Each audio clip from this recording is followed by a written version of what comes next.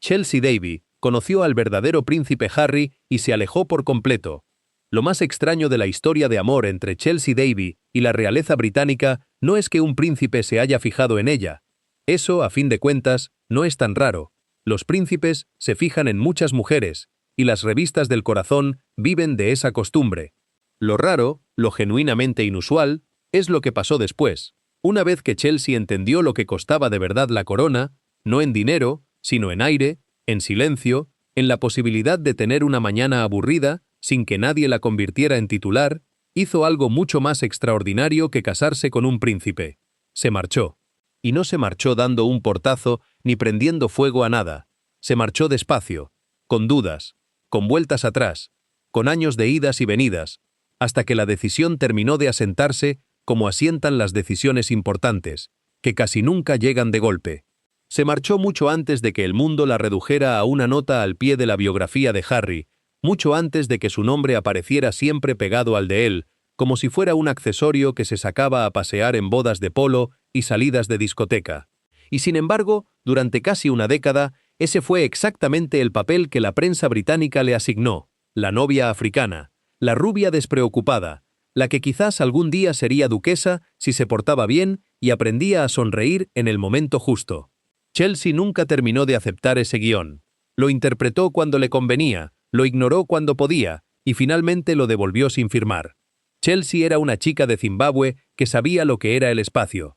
No el espacio en sentido metafórico, sino el espacio real, un cielo que no terminaba en el borde de un tejado de palacio, caminos que atravesaban el polvo y el monte bajo, una infancia en la que el dinero existía, desde luego, pero no llegaba envuelto en terciopelo, custodiado por lacayos y explicado por hombres de traje gris. Entender esa diferencia es entender casi todo lo que vino después, porque esta no es solamente la historia de una ruptura, ni siquiera la historia de un romance real fallido, es la historia de dos maneras completamente distintas de entender la libertad, y de lo que pasa cuando esas dos maneras se enamoran una de la otra sin darse cuenta de que, tarde o temprano, tendrían que elegir. Nació como Chelsea Yvonne Davy en Bulawayo, en 1985, en una familia que conocía la tierra, los negocios, los caballos, los viajes y los privilegios complicados del sur de África. Su padre, Charles Davy, era empresario y operador de safaris, el tipo de hombre cuyo apellido podía abrirte puertas y al mismo tiempo atraer titulares. Su madre, Beverly, había sido reina de belleza y modelo, lo que significa que Chelsea creció rodeada de glamour, pero no del tipo delicado que organiza el personal de un palacio con regla y un florista aterrorizado. Este era un mundo más ruidoso, más al aire libre, quemado por el sol, donde la mesa podía estar puesta con elegancia, y aún así, los perros seguir entrando embarrados. La casa de la familia estaba vinculada a una vasta zona de safaris en Zimbabue. Para una niña, eso significaba una vida a otra escala. Significaba distancia. Significaba escuchar a los adultos hablar de conservación, clientes, política, clima, animales y dinero con la misma seriedad que otras familias reservan para discutir quién se olvidó de comprar la leche. También significaba que Chelsea aprendió pronto que la riqueza nunca era solo riqueza, venía acompañada de juicios, acuerdos, lealtades, acusaciones y relatos contados por otras personas. Esa lección le sería útil más adelante, cuando la prensa británica la descubriera y se dedicara a hacer lo que mejor sabe hacer, decidir quién era alguien antes de que esa persona terminara de convertirse en sí misma. Existe un tipo particular de seguridad que da crecer rico fuera de los salones más antiguos de Europa. No es lo mismo que la seguridad aristocrática. Los aristócratas pueden hacerte sentir pobre solo por la manera en que dicen «de verdad», alargando la palabra como si fuera un veredicto. La seguridad de Chelsea era distinta. Tenía la soltura de alguien que había visto a los adultos poner sus propias reglas. No la habían educado para hacerle reverencias a los muebles. No estaba esperando a que un príncipe la rescatara de nada, que es, en general, justo lo que vuelve peligrosa a una mujer dentro de un cuento de hadas real, porque las mujeres peligrosas son las que no necesitan el cuento para sentirse completas. Para cuando llegó la hora de la escuela, Chelsea ya cargaba con las marcas de dos mundos. Asistió a un colegio de niñas en Bulawayo y luego pasó un tiempo en Gran Bretaña, incluida una etapa en el internado de Stowe, en Buckinghamshire. Stowe tenía esa grandiosidad tan inglesa, hecha de columnas, céspedes, tradiciones y la suposición tranquila de que la infancia mejora con un poco de latín, deporte y una dosis moderada de incomodidad. Chelsea encajó en ese mundo, pero no la tragó. Tenía el talento nada desdeñable de pertenecer sin rendirse. Podía sentarse a una cena formal y minutos después reírse demasiado fuerte en un bar. En Gran Bretaña, esa combinación se llama refrescante o inaceptable, según quien tenga la columna en el periódico. En Stowe, Chelsea estuvo lo bastante cerca de la clase alta británica como para entender sus códigos, y lo bastante lejos de ella como para ver lo ridículos que resultaban algunos de esos códigos. Es una posición excelente para salir con un príncipe, y una posición pésima para obedecer a un palacio. Conocía los modales de internado, conocía a los chicos ricos, conocía esa arrogancia fácil de los jóvenes educados para creer que las consecuencias eran cosa de otros, pero también conocía su hogar, y su hogar no era un pasillo de palacio con retratos que la miraban desde la pared como si esperaran verla cometer un error. Su hogar tenía tierra de verdad bajo las uñas, no alfombras que había que pisar con cuidado. Para entender del todo a Chelsea, conviene detenerse un momento en el Zimbabue en el que creció, porque no era un país estático ni un decorado exótico para una infancia privilegiada. Era una nación atravesando una transformación profunda, con una economía que oscilaba entre la prosperidad agrícola y la incertidumbre política, con reformas de tierra que sacudían a familias como la suya y obligaban a los adultos a hablar, en la mesa, de cosas que iban mucho más allá de qué colegio elegir para los hijos. Crecer ahí no era crecer aislado del mundo, era crecer con una conciencia temprana de que la riqueza y la seguridad podían ser, al mismo tiempo, reales y frágiles. Esa fragilidad enseña algo que ninguna institución británica, por antigua que sea, puede enseñar de la misma manera, que las circunstancias cambian, que el estatus no es eterno y que la identidad de una persona no puede depender solamente de lo que posee o de a quién conoce. Chelsea aprendió eso antes de cumplir 10 años, mucho antes de que un fotógrafo la esperara a la salida de un club en Londres. Cuando después llegó a Gran Bretaña y se topó con un sistema que trataba el linaje y la tradición como si fueran garantías permanentes, algo en ella debió de reconocer la ironía.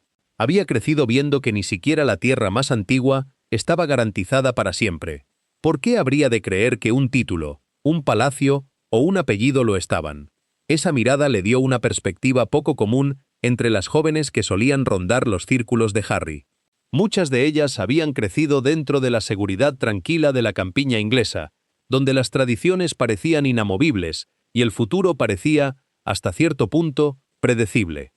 Chelsea había crecido sabiendo que el futuro no le debía nada a nadie. Esa diferencia, sutil pero decisiva, explicaría después buena parte de su capacidad para mirar la corona sin deslumbrarse. El príncipe Harry, mientras tanto, había nacido dentro de la representación más antigua de todo el Reino Unido. Llegó al mundo en septiembre de 1984 como Henry Charles Albert David, segundo hijo de Carlos y Diana, príncipe y princesa de Gales. Para el público fue Harry casi de inmediato, el pelirrojo, el hermano menor detrás de Guillermo, el niño que hacía muecas desde los balcones y sostenía la mano de su madre. Gran Bretaña lo adoró antes de que él pudiera dar su consentimiento para ser adorado. Suena entrañable hasta que uno recuerda que la adoración puede convertirse en propiedad a una velocidad alarmante. La infancia de Harry tuvo, básicamente, dos caras. Una era la cara oficial, Kensington Palace, fotografías de guardería, giras reales, la Navidad en Sandringham, abriguitos formales, saludos cuidadosos. La otra era la vida que Diana intentaba darles a él y a Guillermo cuando podía, salidas a lugares corrientes, comida rápida, parques de diversiones, hospitales, refugios, contacto humano que no llegaba con un escudo estampado en el sobre. Diana quería que sus hijos supieran que existía un mundo más allá de las verjas. El problema es que las verjas funcionan en los dos sentidos, mantienen el peligro afuera y a los niños adentro. Cuando Diana murió en París, en 1997, Harry tenía 12 años. Hay pérdidas que se convierten en duelo privado y hay pérdidas que se convierten en propiedad nacional. La suya fue de la segunda clase, un trato cruel para un niño. El país lloró con montañas de flores apiladas frente a los palacios, especiales de televisión, vestidos negros y voces temblorosas. Harry tuvo que llorar en público, caminando detrás del féretro de su madre, mientras desconocidos lloraban por una mujer a la que habían querido a través de fotografías. Desde ese día, la prensa dejó de ser una simple molestia en su vida. Pasó a formar parte del clima, a veces luminoso, a menudo tóxico, siempre presente. En Eton, recibió el tipo de educación pensada para pulir a los muchachos destinados al poder, o al menos para que suenen serenos mientras lo heredan. Guillermo, mayor y más cauto, pareció entender pronto que la monarquía premia la disciplina. Harry era distinto, más cálido, más impulsivo, más rápido para bromear y más rápido para herirse. Al público le encantaba precisamente por eso. Al palacio le preocupaba exactamente por lo mismo. Un repuesto encantador es útil en bodas y giras. Un repuesto herido y sin un papel claro es un problema esperando convertirse en titular. Hacia 2003, Harry había terminado el colegio y entraba en esa extraña sala de espera de la juventud privilegiada, el año sabático. Para un joven cualquiera, un año sabático es la oportunidad de viajar antes de decidir qué hacer con su vida. Para un príncipe, es una fuga supervisada, con fotógrafos vigilando las salidas. Harry pasó tiempo en Australia y en Lesoto, donde trabajó con niños afectados por la pobreza y la enfermedad. África le importaba de verdad. Le ofrecía distancia respecto de la maquinaria de la realeza británica. Allí podía ser útil, sudoroso, quemado por el sol y a veces casi anónimo, aunque por supuesto ese casi hacía todo el trabajo pesado. Fue más o menos en ese periodo cuando los mundos de Chelsea y Harry empezaron a superponerse. Eran jóvenes, adinerados, inquietos, conectados por el mapa invisible de los internados de élite, los amigos en común, las canchas de polo, los viajes de esquí y las vacaciones africanas.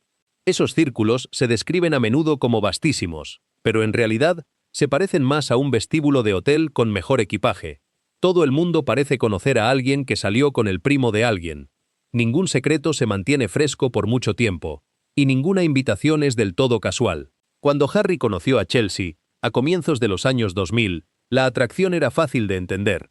Ella era rubia, vivaz, inteligente y no especialmente impresionada por él. Ese último detalle no se puede subestimar. Los príncipes están rodeados de gente que se ríe medio segundo antes de tiempo. Chelsea no parecía tener ese defecto. Era divertida, pero no tonta. Le gustaban las fiestas, pero no era solo una chica de fiestas. Tenía el brillo dorado de alguien capaz de mirar un palacio y pensar, linda casa, en lugar de, ahí va mi destino. Para Harry, ella representaba algo que deseaba con desesperación, una vida fuera del guión. Chelsea estaba lo bastante conectada como para entender su mundo, pero no tan invertida en él como para tratar a la familia real como un plan de carrera. Venía de una familia adinerada, así que el título de Harry no la deslumbraba de la manera habitual. Venía de Zimbabue, así que entendía África no como una oportunidad fotográfica real, sino como su hogar. Había conocido la libertad, y Harry, que tenía todo menos libertad, debió de encontrar eso embriagador. La primera etapa de la relación tuvo la dulzura propia de la distancia. Ella estudiaba en la Universidad de Ciudad del Cabo. Él se encaminaba hacia el ejército. No vivían como una pareja joven convencional, porque los hijos de la realeza no tienen nada convencional. Su romance se sostenía en llamadas, visitas, vacaciones y esa urgencia emocional que produce la distancia.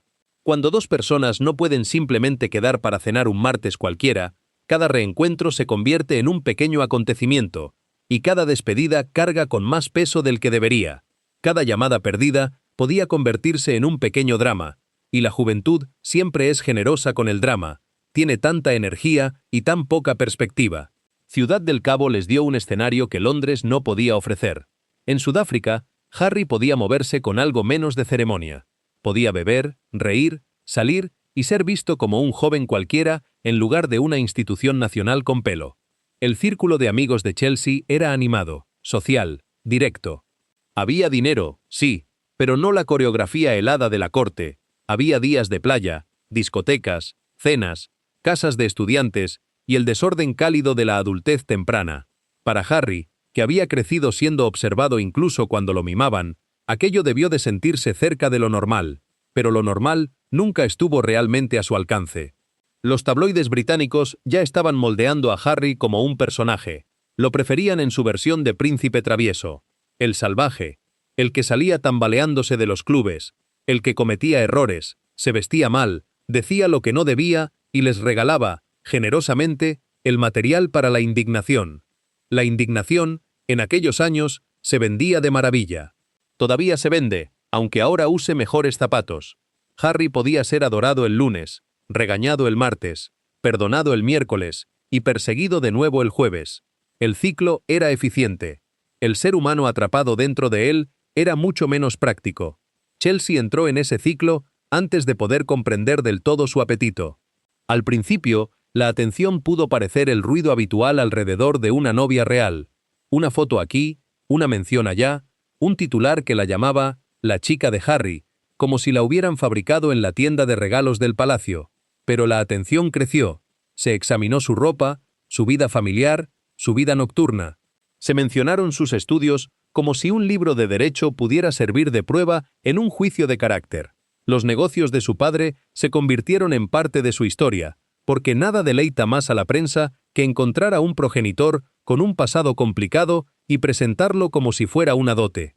La primera trampa del romance real es que todos fingen que es un asunto privado. Dos personas se conocen, se enamoran, discuten, se reconcilian, planean visitas, se extrañan, se hacen promesas tontas a medianoche. Todo suena humano porque lo es, pero alrededor de la pareja, la maquinaria empieza a moverse. Los cortesanos se preguntan si la chica es apropiada. Los amigos dudan entre hablar o callarse. Los editores calculan si una foto de playa puede estirarse hasta convertirse en una fábula moral. Los fotógrafos calculan dónde estará ella la próxima vez. El público se pregunta si tiene el pelo correcto, el origen correcto, la paciencia correcta, la sonrisa correcta. Y la mujer, mientras tanto, se pregunta por qué querer a un hombre se ha convertido en una audición nacional. Chelsea no estaba hecha para una audición, estaba hecha para una vida. Ahí radica buena parte de la fascinación temprana de esta historia. No era una forastera frágil que hubiera caído por accidente frente a las puertas de un palacio. Tenía dinero, educación, belleza, contactos y nervio. En otra versión del viejo cuento de hadas, habría sido perfecta, lo bastante rica como para no avergonzar a nadie, lo bastante pulida como para subir a un carruaje, lo bastante independiente como para parecer moderna, lo bastante alegre como para suavizar a Harry, lo bastante africana como para compartir uno de sus vínculos emocionales más profundos. Sobre el papel, ella parecía la respuesta a una pregunta que la monarquía todavía no había terminado de formular. ¿Cómo encuentra un príncipe inquieto a una mujer capaz de querer tanto al hombre como a la tormenta que lo rodea? La respuesta, como se demostraría más adelante, fue mucho más complicada de lo que nadie deseaba. Al comienzo, Harry y Chelsea irradiaban la energía de una pareja que se divertía de verdad. No eran solemnes, no eran un par de figuritas de porcelana colocadas para un plato conmemorativo. Se reían, salían, tenían la química de dos personas capaces de discutir con fiereza y reconciliarse con el mismo entusiasmo. Chelsea no parecía interesada en volverse recatada para comodidad del público. Harry no parecía interesado en salir con alguien que lo tratara como un monumento constitucional. Juntos se veían jóvenes, adinerados, atractivos y ligeramente demasiado satisfechos de sí mismos, lo cual es casi un requisito legal a esa edad. Detrás de la diversión había dos herencias completamente distintas. Chelsea había heredado libertad mezclada con complicación. La riqueza de su familia le daba opciones. Su educación en Zimbabue le daba identidad. Su formación le daba caminos posibles. Podía estudiar economía en Ciudad del Cabo y luego derecho en Gran Bretaña. Podía trabajar, viajar, volver a casa, reinventarse. Podía decepcionar a la gente y aún así seguir perteneciéndose a sí misma. Ese no es un privilegio menor. Harry había heredado privilegio mezclado con cautiverio. Su título le daba acceso a casi todas las salas y la propiedad de casi ninguna. Su futuro se discutía antes de que él entrara en él. Su duelo había sido fotografiado. Sus errores quedaban archivados. Sus novias no simplemente salían con él, entraban en un pasillo flanqueado de cámaras, expectativas y señoras mayores con sombrero que, con las mejores intenciones del mundo, sabían perfectamente cómo juzgar un dobladillo a 40 pasos de distancia. El palacio observaba a Harry con preocupación, porque era, a la vez, adorado y difícil de manejar. Tenía encanto, pero el encanto puede convertirse en un pasivo cuando quien lo usa está sufriendo. Tenía por delante un camino militar, pero el ejército también planteaba preguntas sobre riesgo, deber y espectáculo. ¿Podía servir el hijo del futuro rey como cualquier otro soldado? ¿Podía protegérselo sin convertir el servicio en una farsa? ¿Podía enviárselo al peligro cuando su sola presencia podía poner en riesgo a otros? Cada decisión sobre él llegaba envuelta en papel de seda constitucional, un papel de seda carísimo, sin duda, pero papel de seda al fin. Estudiar en Ciudad del Cabo mantenía a Chelsea fuera de esa maquinaria cotidiana, lo que, al principio, ayudó a que la relación sobreviviera. Ella podía volver a su propio mundo, podía ser Chelsea entre amigos, no solo la novia del príncipe. La distancia, con todo su dolor, le daba a ella aire para respirar. A Harry, en cambio, le daba anhelo.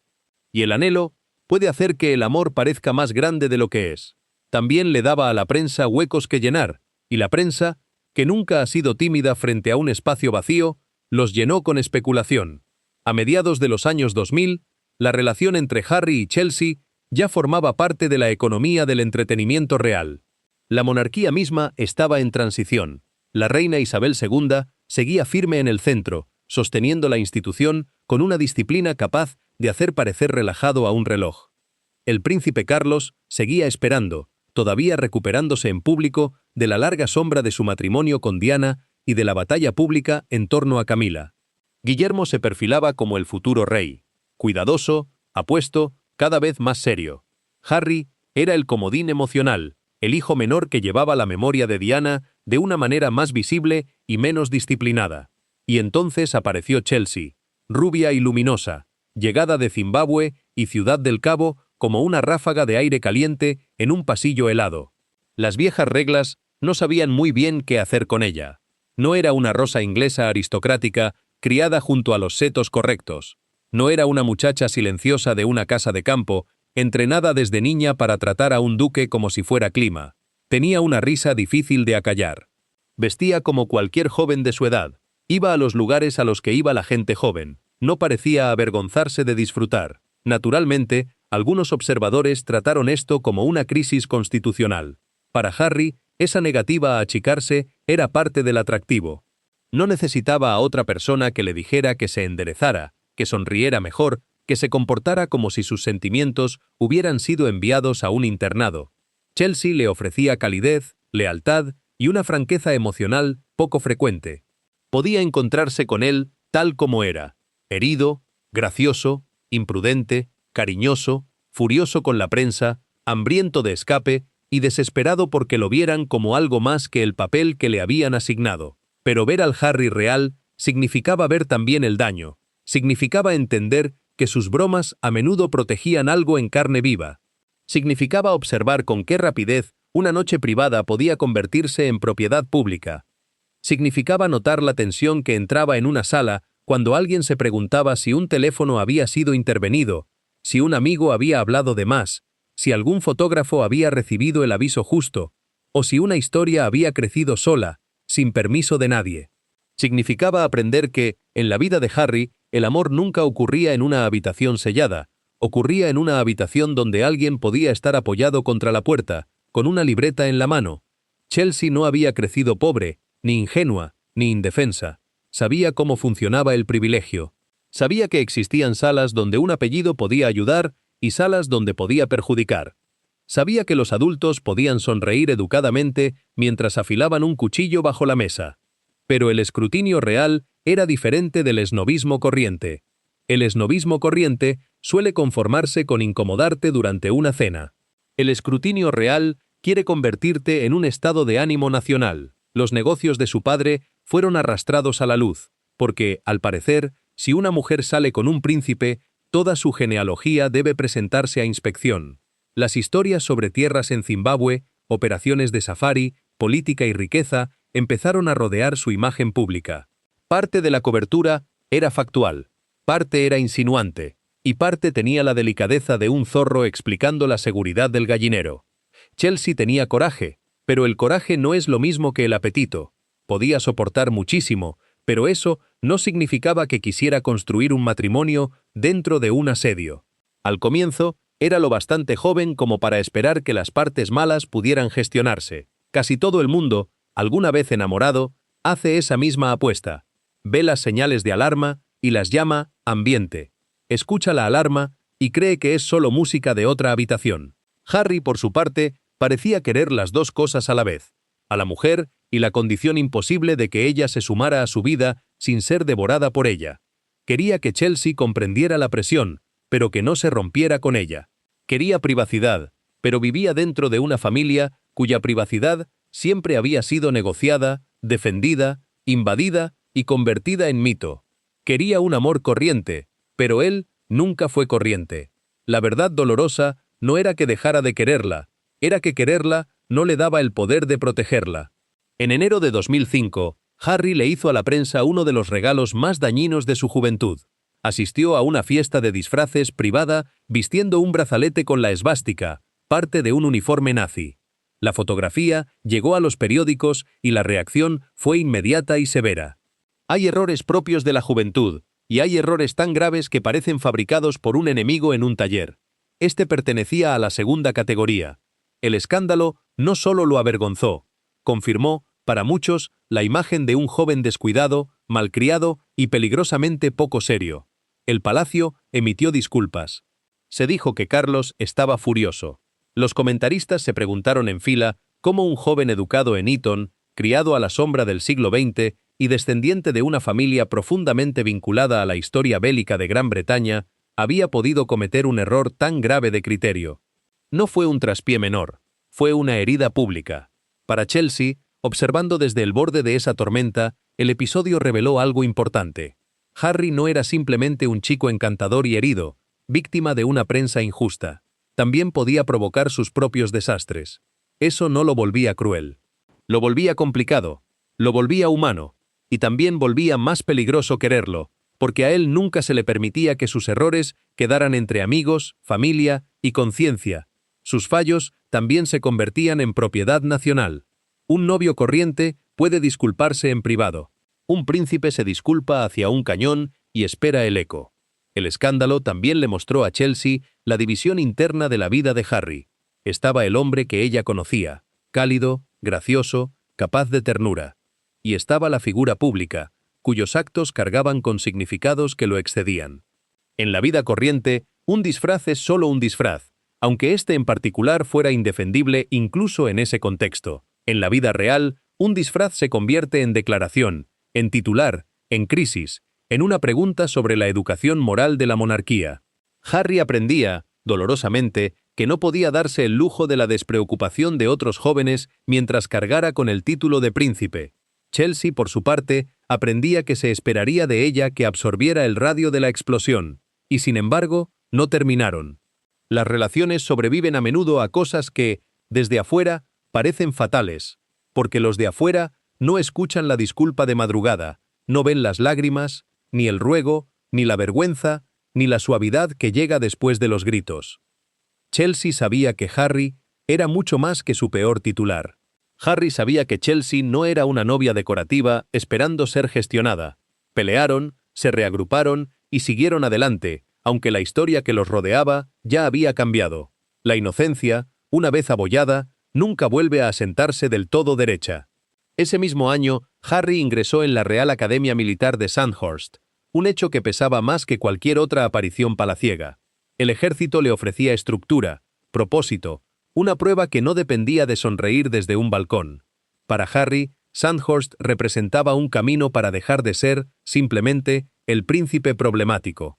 Podía convertirse en oficial. Podía vestir un uniforme que había que ganarse cada mañana, no heredarlo al nacer. Podía ser reprendido por gente a quien no impresionaba en absoluto la dirección de su abuela. Aquello le sentaba bien, lo cual, claro, resultaba un tanto sorprendente para muchos. Sandhurst no fue una cura, pero sí un comienzo. El entrenamiento era exigente, inspecciones, ejercicios, pruebas físicas, disciplina y el recordatorio constante de que el encanto no lustra las botas. Harry parecía responder bien a ese mundo, porque le daba algo que el palacio había luchado por ofrecerle, un papel con reglas que podía entender. Para Chelsea, el giro militar de Harry trajo, en igual medida, orgullo y preocupación. Podía admirar la seriedad que le daba. Podía verlo crecer hacia una versión de sí mismo menos definida por las discotecas y los desmanes de tabloide. Pero el ejército también significaba separación, peligro, secreto y un futuro moldeado por el deber. La relación ya se había estirado entre continentes. Ahora una institución más entraba en la habitación y se sentaba a la mesa. Nunca fue solo Harry y Chelsea. Fueron Harry, Chelsea, la monarquía, el ejército, la prensa, el público y un enorme invitado invisible llamado Historia, que tenía la costumbre de carraspear en los momentos más inoportunos. En abril de 2006, Harry se graduó en Sandhurst como subteniente en los Blues and Royals, parte de la caballería doméstica. La ceremonia estuvo cargada de tradición, uniformes, caballos, botas relucientes, familias orgullosas y la vieja Gran Bretaña felicitándose por seguir existiendo. Asistió la reina Isabel II. El príncipe Carlos observó a su hijo menor dar un paso serio hacia la vida adulta. El momento le dio a Harry dignidad, le dio a la prensa una historia mejor. El príncipe travieso se convertía en soldado. Chelsea no miraba, simplemente, a un novio consiguiendo un trabajo. Miraba a Harry intentando construirse a sí mismo. La diferencia importa. Muchos hombres de la realeza, antes que él, habían vestido uniforme porque el uniforme convenía a la mitología de la monarquía. Para Harry, el ejército tenía un peso emocional distinto. Le daba camaradería, jerarquía, riesgo y pertenencia. Allí seguía siendo de la realeza, pero no solamente de la realeza. Podía formar parte de una unidad. Podía ser juzgado por su esfuerzo. Podía quejarse del mismo entrenamiento miserable que todos los demás, uno de los grandes placeres democráticos. Pero cuanto más serio se volvía Harry, más serias se volvían también las preguntas sobre Chelsea. La novia de un príncipe puede tratarse como entretenimiento durante un tiempo. En cuanto el príncipe parece madurar, la novia asciende, en la mente pública, al rango de posible esposa. Ese ascenso no es un cumplido, es una actualización de la vigilancia. De pronto, cada salida sugiere destino. Cada sonrisa se vuelve evidencia. Cada ausencia se vuelve crisis. Si ella acudía a un partido de polo, estaba siendo bienvenida al redil. Si faltaba a uno, estaba acabada. Si se la veía feliz, campanas de boda. Si se la veía cansada, romance condenado. Una novia real no tiene expresiones faciales, tiene señales de mercado. Chelsea seguía estudiando. Tenía ambiciones propias en la Universidad de Ciudad del Cabo, economía y política, materias que sugieren una mente no del todo ocupada en carteras y diademas, por decepcionante que resultara eso para los redactores de titulares perezosos. Más adelante se pasaría al derecho. Tenía la educación y la independencia necesarias para imaginar una vida construida sobre su propio nombre.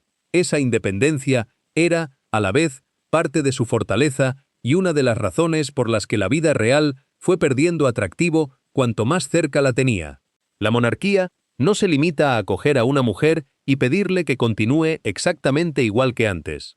Lima, pule, enseña contención, premia el silencio, convierte la ropa, la agenda, las amistades, el trabajo, las emociones y hasta la fertilidad de una persona en asuntos de interés público. Algunas mujeres están preparadas para ese trato, algunas aprenden a soportarlo, algunas confunden la boda con la línea de meta y descubren, demasiado tarde, que en realidad era la puerta de entrada.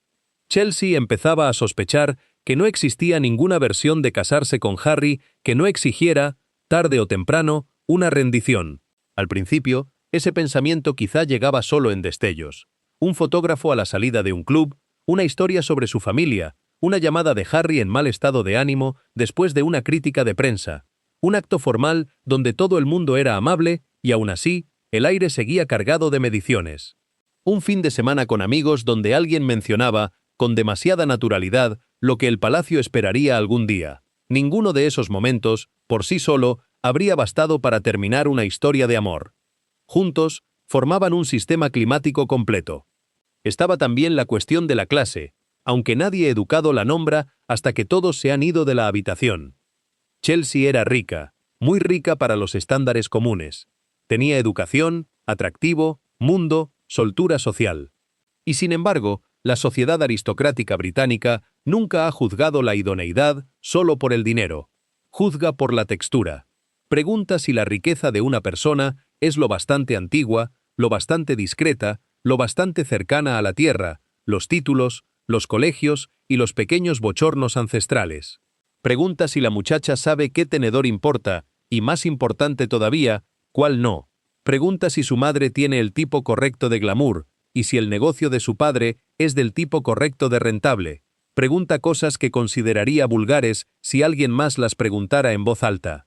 Chelsea podía atravesar buena parte de ese mundo, pero nunca terminó de pertenecerle del todo. Eso le daba glamour y peligro a la vez.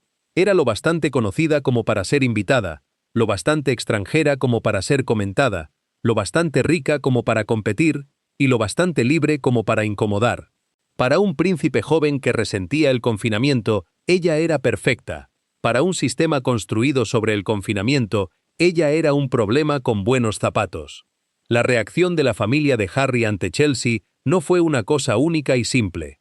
Las familias reales no son villanos de dibujos animados reunidos en una sala preguntándose ¿qué hacemos con la rubia? Son más sutiles, lo cual no siempre es una mejora. Hubo sin duda amabilidad de algunos, cautela de otros, curiosidad, preocupación y esa aritmética silenciosa que sigue a todo romance real. ¿Podrá con esto? ¿Lo avergonzará? ¿La destruirá la prensa? ¿Le gustará al público? ¿Es esto serio o solo juventud? ¿Sabe el príncipe distinguir una cosa de la otra? El príncipe Carlos, como padre, tenía motivos para ser cauteloso. Sabía lo que la presión pública le había hecho a su propio matrimonio. Conocía el peligro que corría una mujer joven al entrar en la vida real bajo semejante atención. También conocía la volatilidad de Harry. Un padre puede querer a un hijo y al mismo tiempo temer el caos que lo acompaña. Carlos había pasado años siendo juzgado como esposo, heredero, adúltero, pesado ambientalista y futuro rey. A veces todo antes del almuerzo. Entendía que casarse dentro de la realeza no era una aventura privada, era una decisión institucional con lista de invitados. Guillermo, por su parte, observaba desde otra posición, la del hermano mayor, el futuro rey, aquel que ya había aprendido a ser más reservado. Su relación con Catherine Middleton se desarrollaba bajo sus propias presiones. Catherine, a diferencia de Chelsea, representaba otro tipo de posibilidad moderna, riqueza de clase media, modales británicos, paciencia y una capacidad casi atlética para la contención. Donde Chelsea irradiaba calor, Catherine irradiaba control. La prensa terminaría comparándolas, porque, al parecer, dos jóvenes cerca de dos príncipes no pueden existir sin que alguien las convierta en piezas de mobiliario enfrentadas. Pero a mediados de los años 2000, esa comparación todavía no se había endurecido del todo. Chelsea y Catherine a veces aparecían en círculos superpuestos, aunque sus papeles eran distintos. Catherine estaba unida al futuro rey. Chelsea estaba unida al repuesto, y al repuesto se le permitía más caos, hasta que el caos se volvía inconveniente. Hacia 2006, comenzó a perfilarse la posibilidad de que Harry sirviera en una zona de conflicto. Gran Bretaña estaba involucrada en operaciones militares en Afganistán e Irak. Harry quería servir de verdad. No quería un servicio ceremonial, quería la cosa en sí misma, el despliegue, el riesgo, la camaradería, la prueba. Era un deseo comprensible. También era una pesadilla de seguridad. Enviar a un príncipe a la guerra implicaba considerar no solo su propia seguridad, sino la de quienes lo rodeaban. Si el enemigo conocía su ubicación, cualquier soldado cercano podía convertirse en un objetivo. El deber, en el caso de Harry, venía con una nota al pie muy concurrida. En febrero de 2007 se anunció que Harry sería desplegado en Irak. La noticia lo hizo parecer serio, incluso noble. Durante un instante, pareció que el relato público sobre él podía cambiar de verdad. El príncipe salvaje se transformaba en príncipe guerrero. Pero la realidad resultó mucho más complicada. Las preocupaciones de seguridad crecieron casi de inmediato. Harry no era un oficial joven cualquiera. Era un objetivo de alto valor, una frase tan fría que parece pertenecer a una planilla de cálculo y no a una vida humana. Si servía en Irak, los enemigos podían apuntar contra él o contra los soldados a su alrededor. En mayo de 2007 llegó la decisión: Harry no iría a Irak.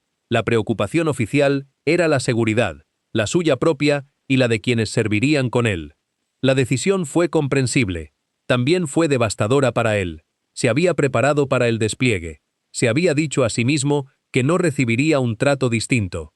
Y entonces lo único que más resentía, su identidad como el príncipe Harry, se metió en el mundo militar y lo hizo retroceder.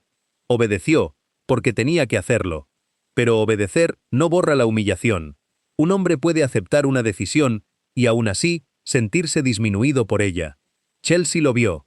Vio cuánto necesitaba demostrar que no era meramente decorativo. Vio la rabia debajo de la decepción. Ese verano, Gran Bretaña celebró el concierto por Diana en el estadio de Wembley, organizado por Guillermo y Harry para conmemorar lo que habría sido el 46 cumpleaños de su madre. Era julio de 2007, casi 10 años después de la muerte de Diana, y el evento cargaba con todas las contradicciones de su legado. Fue duelo público disfrazado de celebración. Fue música, memoria, celebridad y dos hijos reales intentando honrar a una madre que el mundo seguía reclamando como parcialmente suya. Chelsea asistió, y también asistió Catherine Middleton, aunque ella y Guillermo habían atravesado su propia ruptura breve por esas fechas. Las cámaras estaban hambrientas de ambas jóvenes. Naturalmente, dos novias cerca de dos príncipes eran material más que suficiente para mantener ocupados a los comentaristas hasta la próxima crisis monárquica. Para Chelsea, estar presente no era simplemente asistir a un concierto, era entrar en la herida central de la historia de Harry. Ese tipo de intimidad puede acercar a una pareja. También puede mostrarle al forastero exactamente cuánta historia ya se había instalado en la relación antes de que ella llegara. Diana estaba en todas partes en la vida de Harry, a veces como amor, a veces como dolor, a veces como comparación. El público quería verla en él. Su furia contra la prensa se entendía a través de ella. Su calidez se entendía a través de ella. Incluso su elección de novia podía plegarse en una narrativa sobre Diana, porque una vez que existe un mito nacional, le crecen brazos y alcanza todo lo que tiene cerca. Tras la herida de Irak, surgió un nuevo plan. Harry iría a Afganistán en secreto. El arreglo exigió una cooperación inusual entre el Ministerio de Defensa y los medios británicos. Los editores lo sabían, los funcionarios lo sabían, el público no. A cambio del silencio, ciertos medios seleccionados recibirían después acceso a material de su despliegue. Fue un pacto extraño, mitad medida de seguridad, mitad futuro paquete de titulares, porque hasta el secreto en la vida real parecía requerir una estrategia de prensa. Harry sirvió en la provincia de Helmand como controlador aéreo avanzado, coordinando apoyo aéreo junto a las fuerzas sobre el terreno. El papel era serio, el peligro era real, y el secreto le permitió, brevemente, convertirse en lo que llevaba tanto tiempo deseando ser, un soldado haciendo un trabajo de soldado, sin que toda la representación se derrumbara bajo el peso de su título. En febrero de 2008, la noticia se filtró a través de medios extranjeros y el apagón informativo se derrumbó. En cuanto su presencia se hizo pública, el riesgo cambió. Retiraron a Harry. La misión que le había dado el sentido de propósito más significativo de su vida se cortó de golpe porque el mundo volvió a encontrarlo. Imagínese la violencia emocional de eso. Había alcanzado, finalmente, el lugar donde se sentía útil, y la jaula lo alcanzó a él, vía titular. Para Chelsea, aquello profundizó la tensión emocional. El hombre al que amaba deseaba el peligro porque el peligro le daba sentido, y el mundo que lo había hecho famoso volvía más complicado ese mismo peligro. Ella no salía, en el sentido habitual, con un soldado. Salía con un príncipe que intentaba ser soldado mientras todos los editores de Gran Bretaña calculaban cuánto tardarían en publicar los detalles. En mayo de 2008, Harry recibió su medalla de servicio operacional por Afganistán. La princesa Ana se la entregó en el cuartel de Combermere. Chelsea estuvo presente. Ese tipo de aparición pública puede leerse como aceptación. Puede parecer que la novia se está posicionando, aprendiendo los rituales, quedándose al borde del círculo familiar. Y en parte, quizá Chelsea quería exactamente eso, no necesariamente la institución, sino el derecho a estar junto al hombre que amaba cuando ocurría algo importante en su vida. Había conocido su frustración, se había preocupado durante su servicio, había visto lo que significaba la medalla. Estar allí fue humano, pero el gesto humano se convirtió en evidencia real. Su presencia planteaba las mismas viejas preguntas de siempre. ¿Era esto serio? ¿La estaban preparando para la vida oficial? ¿Se acercaba una boda? Después, llegó otro paso público. La boda de Peter Phillips y Autumn Kelly en la capilla de San Jorge, Windsor, en mayo de 2008. Chelsea asistió con Harry. Una boda real nunca es solo una boda.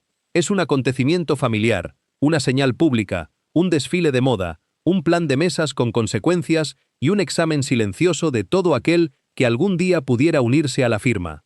Chelsea entró en ese escenario no como una amiga casual, sino como la pareja establecida de Harry.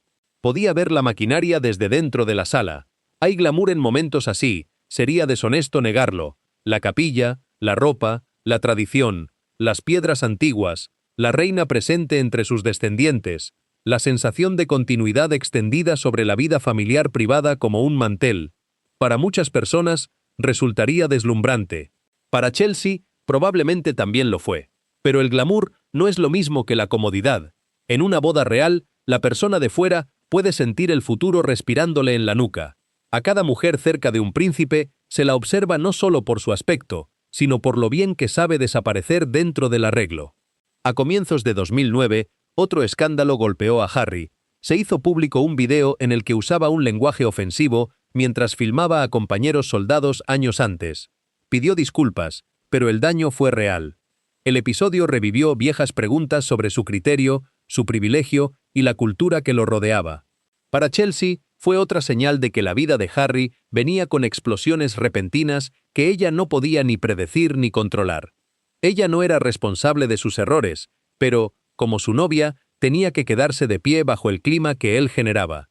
No provocaba la tormenta, igual se mojaba. Alrededor de ese mismo periodo, la relación se rompió. En su momento circularon relatos sobre llamadas, lágrimas y amigos avisados de que todo había terminado. Algunos detalles quizás se exageraron, porque a los periódicos les encanta el desamor cuando puede ir entre comillas. Pero la verdad de fondo era clara. Chelsea había llegado a un límite.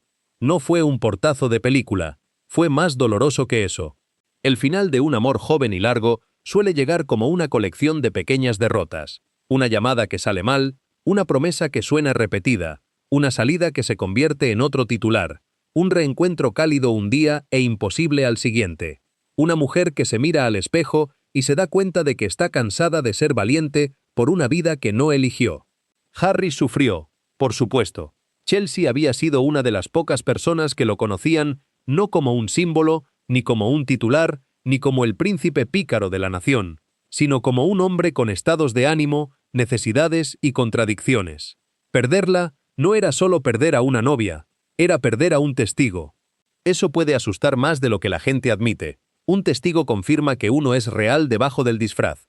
Sin esa persona, el disfraz empieza a picar. Pero para Chelsea, marcharse no significaba haber dejado de querer. Esta es la parte que las versiones más sentimentales del romance real suelen pasar por alto. Una mujer puede amar a un hombre y aún así rechazar la vida que viene con él. Puede extrañarlo y aún así saber que hizo lo correcto. Puede llorar y aún así hacer las maletas. De hecho, el llanto puede ser prueba de que la decisión fue seria y no impulsiva. Nadie llora por una fuga a menos que haya dejado algo hermoso atrás. La ruptura también reveló cuánto malinterpretaba el público a Chelsea. Muchos asumían que cualquier mujer cercana a la realeza debía desear en secreto el anillo. Si se iba, había fracasado, la habían apartado o había perdido la competencia. La idea de que Chelsea pudiera haber mirado el largo pasillo de la corona y haber dicho «no, gracias», resultaba más difícil de digerir. Perturbaba la economía del cuento de hadas. Se supone que el príncipe elige. Se supone que la mujer debe estar agradecida por la consideración. Chelsea siguió comportándose como si tuviera voto. Ese pequeño gesto era, en silencio, radical. Antes de seguir con la ruptura de 2009, conviene nombrar algo que casi nunca se explica con claridad. El desgaste específico de ser conocida, durante años, no por lo que se hace, sino por a quién se ama. Chelsea tenía un nombre propio, una carrera en formación, amigos que la conocían desde antes de Harry. Y aún así, en la mayoría de los titulares, esa identidad quedaba reducida a una sola función: novia del príncipe. Ese reduccionismo tiene un efecto silencioso pero acumulativo. Una persona empieza, con el tiempo, a preguntarse si el mundo todavía puede verla como algo más que un apéndice de otra persona más famosa. Es una forma particular de desgaste, distinta a la fama y distinta a la pobreza de reconocimiento. Es la fama prestada, la que se tiene solo mientras dure la relación que la generó, y que puede evaporarse o convertirse en humillación en el momento en que la relación termine. Chelsea debió de sentir ese peso cada vez que un artículo la mencionaba sin nombrarla del todo, como si la novia de Harry fuera suficiente identidad para llenar una vida entera. Tras la ruptura, Harry volvió a sus viejos hábitos, salidas nocturnas, amigos, fiestas, la inquietud de un joven que todavía no había encontrado un lugar tranquilo donde depositar sus sentimientos. Fue visto en clubes, a veces alegre, a veces no. La prensa disfrutó del regreso del príncipe soltero. Un soltero real es un material excelente, se lo puede vincular con casi cualquiera a menos de 3 metros, preferiblemente alguien rubia, titulada, o ambas cosas. La historia se escribe sola, lo cual resulta útil cuando a nadie de los involucrados le gustaría que fuera así.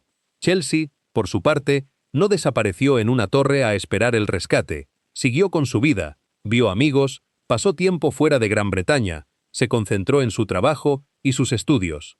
Eso importa, porque muestra la forma de su independencia. No estaba simplemente reaccionando a Harry, estaba construyendo una vida que podía continuar sin él.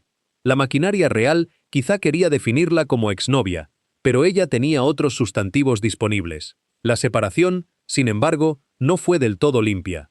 Muy pocas relaciones de esa intensidad terminan con claridad la primera vez. Hacia mediados de 2009 hubo señales de reconciliación. El viejo patrón, distancia, dolor, posibilidad de contacto, volvió a rondarlos. El público trató todo aquello como un drama por entregas. Para ellos, era su vida emocional real, que resulta mucho menos ordenada y tiene mucha peor iluminación. Mientras tanto, otro contraste real se volvía imposible de ignorar. Guillermo y Catherine avanzaban, despacio pero de forma visible, hacia la permanencia. Su relación había atravesado su propia ruptura en 2007, pero el regreso de Catherine al lado de Guillermo tenía otra sensación. Aparecía cada vez más serena dentro de la órbita real. Había soportado años de ser fotografiada, ridiculizada, seguida y apodada. Había aprendido a no revelar demasiado. Su disciplina se convirtió en parte de su atractivo para la institución. Catherine entendía la espera. Más importante aún, parecía dispuesta a esperar en público sin parecer que exigía nada. Chelsea era distinta. No parecía construida para la quietud estratégica. Podía comportarse con belleza en los momentos formales, pero no transmitía el aire de una mujer dispuesta a convertir su personalidad en un largo trámite de admisión. La fortaleza de Catherine era la paciencia bajo observación. La fortaleza de Chelsea era el dominio de sí misma bajo presión. Ambas son virtudes. Solo una resulta naturalmente útil para una monarquía. En 2009, Harry comenzó el exigente proceso para convertirse en piloto militar, con la mira puesta en volar helicópteros Apache. El entrenamiento lo alejó de Londres y, en parte, del viejo relato nocturno. Le exigía atención y disciplina. Eso le sentaba bien, pero también significaba que, cuando no estaba entrenando, parecía necesitar la liberación con la misma intensidad de siempre. Cuanto más controlada se volvía su vida militar, más tentadora resultaba la vieja vida social cuando tenía espacio para respirar. Chelsea tuvo que preguntarse si quería un futuro construido sobre esos vaivenes. El soldado disciplinado y el príncipe herido de fiesta no eran dos hombres distintos. Eran, los dos, Harry. Podía ser serio e imprudente, leal y difícil de sujetar, profundamente cariñoso y profundamente absorbido por sus propias batallas. Una mujer puede entender eso, y aún así, decidir no convertirlo en su clima permanente. La prensa, claro, prefería categorías más simples. ¿Era Chelsea la chica de fiesta que nunca podría volverse real? ¿Era el espíritu libre que domaría a Harry? ¿Era la novia inadecuada? ¿Era el amor de su vida? Estas etiquetas no solo eran groseras, eran perezosas. Chelsea era una mujer joven tratando de decidir si el amor exigía la entrega de su privacidad, su país, su carrera y su identidad. Eso es mucho más interesante que una etiqueta, lo cual quizás explica por qué se usaron las etiquetas en su lugar. A finales de 2009 y entrando en 2010, la relación pareció parpadear de vuelta a la vida. Harry y Chelsea volvieron a ser vistos juntos. Amigos sugerían que estaban cerca. El vínculo no había desaparecido. Se había doblado, deshilachado y regresado en algunos tramos. Era el tipo de romance que solo tenía sentido desde dentro. Desde afuera, la gente se preguntaba por qué seguían dando vueltas el uno alrededor del otro. Desde adentro, la respuesta era obvia. Porque se querían, porque se conocían, porque ninguno de los dos había encontrado una manera limpia de reemplazar lo que el otro le daba. Vale la pena detenerse un instante en la comparación entre estas dos mujeres, no para enfrentarlas como rivales, sino para entender mejor la elección de Chelsea a través del contraste. Catherine Middleton pasó casi una década siendo observada, fotografiada a la salida de su departamento, apodada en los tabloides, medida por su paciencia como si la paciencia fuera un deporte olímpico. Y lo soportó, no porque careciera de orgullo, sino porque, aparentemente, decidió que el precio valía la pena para la vida que obtendría a cambio. La certeza de un rol claro, la seguridad de convertirse algún día en reina consorte, la estructura de un futuro que, por pesado que fuera, al menos estaba definido. Chelsea nunca tuvo esa certeza como consuelo. Harry era el segundo hijo, el repuesto, el que llevaba la calidez y el caos pero no la corona. Si ella hubiera aceptado el trato completo, habría recibido toda la exposición de la vida real sin la claridad de un propósito institucional que la sostuviera. Habría sido famosa sin ser central. Habría sido observada sin la compensación de un título que explicara por qué. Ese matiz, que pocos análisis se detienen a subrayar, hace su decisión todavía más comprensible. No estaba rechazando ser reina algún día.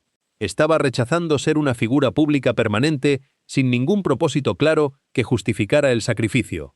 Cuando el compromiso de Guillermo y Catherine se hizo público, en noviembre de 2010, todo el sistema meteorológico real cambió. El hermano mayor, el futuro rey, había elegido. Catherine cruzaba la línea invisible de novia a futura esposa real. Todo lo que había sido especulación se convirtió en calendario.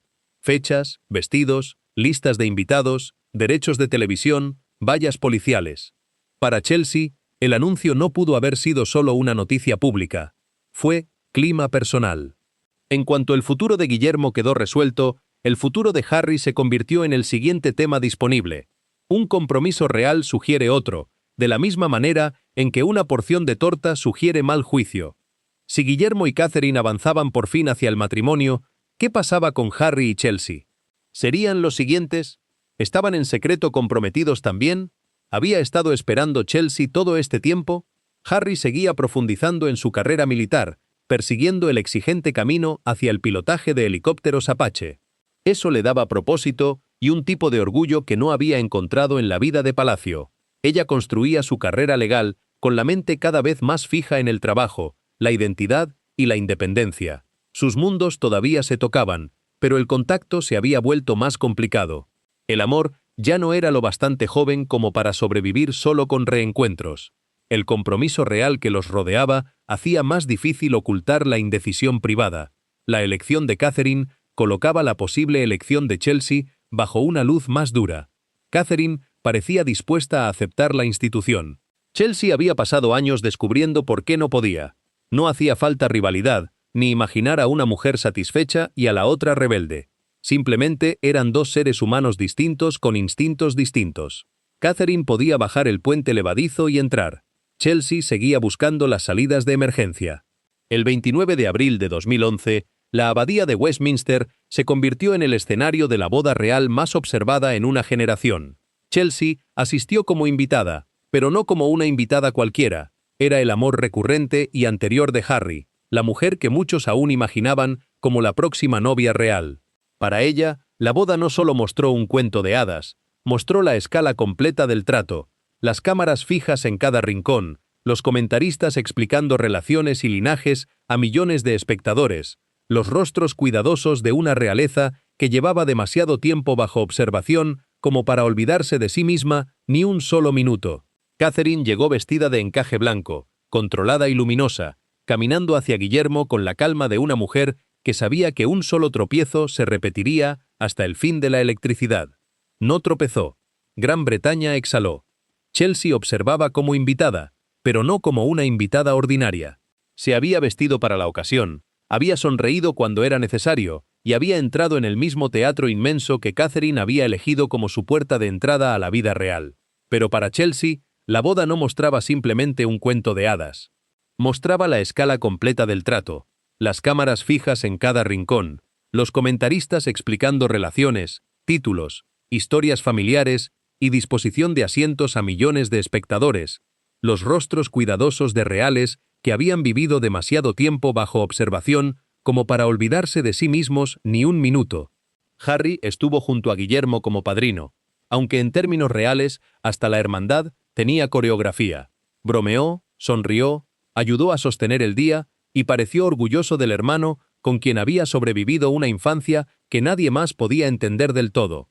Después de la boda, Guillermo tenía un hogar, una esposa y un camino definido. Harry tenía el ejército, las causas que le importaban y una vida amorosa que el público trataba como el próximo capítulo de una serie. La diferencia entre heredero y repuesto se agudizó.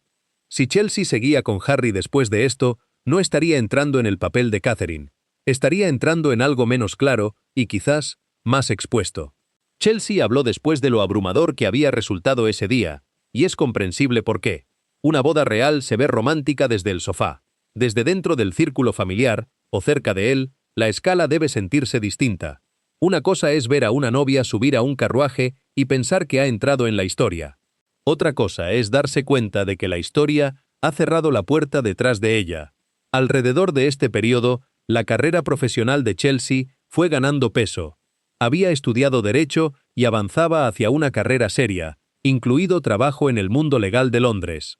El camino era exigente, competitivo y poco compatible con ser un adorno real a tiempo completo. El derecho ofrecía su propia jerarquía y sus propias jornadas largas, sí, pero tenía una gran ventaja. Una persona podía triunfar o fracasar bajo su propio nombre. Una abogada puede ser juzgada por sus socios, sus clientes y montañas de papeleo capaces de lesionar una mesa pequeña, pero no se espera de ella que sonría desde un balcón después de dar a luz. La carrera legal importaba por otra razón. Le daba un mundo más allá de Harry que no dependía de la aprobación de Palacio. Le daba plazos, colegas, una identidad profesional y un futuro que ella misma podía moldear. La monarquía, en cambio, le pediría subordinar casi todo al ritmo de la familia. Incluso las mujeres reales con intereses propios aprenden pronto cuáles intereses son alentados y cuáles se vuelven inconvenientes. El palacio siempre ha admirado la independencia, sobre todo cuando es simbólica y está cuidadosamente programada. Harry estaba orgulloso de ella, pero el orgullo no elimina el conflicto. Una mujer con carrera propia está menos disponible para orbitar a un príncipe. Un príncipe sin libertad ordinaria está menos capacitado para apoyar esa carrera sin convertirla en propiedad pública. Si Chelsea trabajaba en derecho mientras estaba formalmente ligada a Harry, ¿se volverían titulares sus clientes? ¿Se volverían fuentes sus colegas? ¿Sería fotografiada cada llegada a la oficina? ¿Se juzgaría cada movimiento profesional a través de la relación real? Había pasado años intentando seguir siendo ella misma. El matrimonio podría haber hecho eso imposible. Hacia fines de 2011, la historia romántica que alguna vez pareció infinitamente renovable había llegado, en la práctica, a su fin. No todos los sentimientos desaparecieron, pero el futuro se había cerrado. Seguirían apareciendo, de tanto en tanto, en el mismo círculo social más amplio, porque los ambientes que frecuentaban eran demasiado pequeños y estaban demasiado interconectados como para permitir una desaparición limpia. Pero la pregunta central ya tenía respuesta. Chelsea no sería la esposa de Harry, no sería una duquesa en potencia, no se ofrecería a la maquinaria real solo porque al público le gustara la fotografía. Para Harry, esa pérdida debió de doler en un lugar muy particular. Chelsea estaba ligada a la versión de sí mismo que se sentía más libre. África, la juventud, la risa, la rebeldía, la verdad dicha sin barniz de palacio. Perderla significaba perder uno de los puentes vivos hacia ese yo. También significaba enfrentar el hecho de que la vida en la que había nacido podía alejar a alguien que de verdad lo quería. Es una lección amarga. Una cosa es sospechar que la jaula es fea. Otra muy distinta es ver a alguien negarse a entrar en ella, incluso por uno. Para Chelsea, la pérdida fue más silenciosa, pero no menor.